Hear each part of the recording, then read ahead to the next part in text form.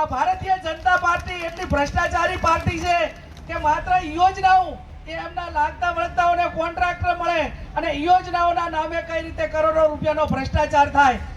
ગુજરાતમાં કોંગ્રેસ ધીરે ધીરે આક્રમક બનતી દેખાઈ રહી છે। આવનારા સમયમાં કોંગ્રેસે પ્રદેશ પ્રમુખ અમિત ચાવડાના નેતૃત્વમાં 182 વિધાનસભાઓમાં મંદી, મોંઘવારી, બેરોજગારી અને ભ્રષ્ટાચારના મુદ્દે જન આક્રોશ સભા કરવાનું આયોજન કરી લીધું છે। આજે કોંગ્રેસ દ્વારા બનાસકાંઠાના થરા ખાતે જન આક્રોશ સભાનું આયોજન કરવામાં આવ્યું હતું, જેમાં બનાસકાંઠાના સાંસદ જ્ઞાનીબેન ઠાકોરે સત્તાધારી પક્ષ ભારતીય જનતા પાર્ટી પર આકરા પ્રહાર કર્યા છે। નમસ્કાર, જમાવટ સાથે હું છું પાર્થ।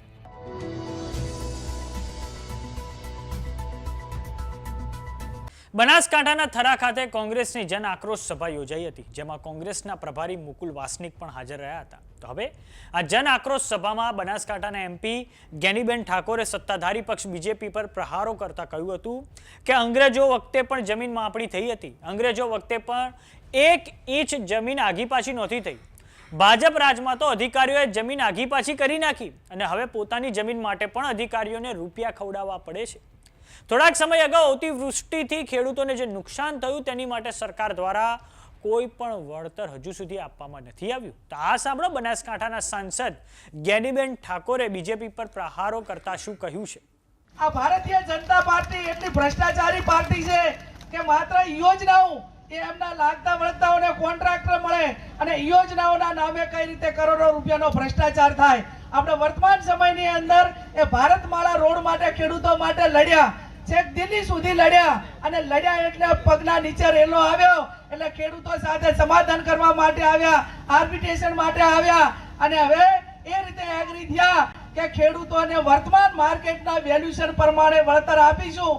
જો એમને આપવું હોત તો જ્યારે પહેલું 2 નંબરિયાને આપતા હતા, જે ખોટા ખેડૂતો થઈ ગયા એમને એના ભાવ કરીને આપતા હતા, પણ ખેડૂતોની વાત નતા સાંભળતા। કોંગ્રેસ સમિતિએ એને કલેક્ટર ઓફિસમાં આવેદનપત્ર આપ્યું ને આપણે ત્યાં સુધી લડ્યા એટલે આજે ભારતમાલાના ખેડૂતોને એ વર્તમાન માર્કેટ વેલ્યુએશન આપવા માટે તૈયાર થયા। એટલે જ્યાં જ્યાં જરૂર પડે ત્યાં કોંગ્રેસ પાર્ટી એ ખેડૂતો માટે હોય, અન્યાય સામે હોય, જ્યાં હોય એ લડવા માટે તૈયાર છે। ગુજરાતમાં કોંગ્રેસ આવનારી સ્થાનિક સ્વરાજ્યની ચૂંટણીઓની તૈયારીઓમાં અત્યારથી જ લાગી ગઈ છે। લોકસભાના વિરોધ પક્ષના નેતા રાહુલ ગાંધીએ પોતાના ગુજરાત પ્રવાસ વધારી દીધા છે।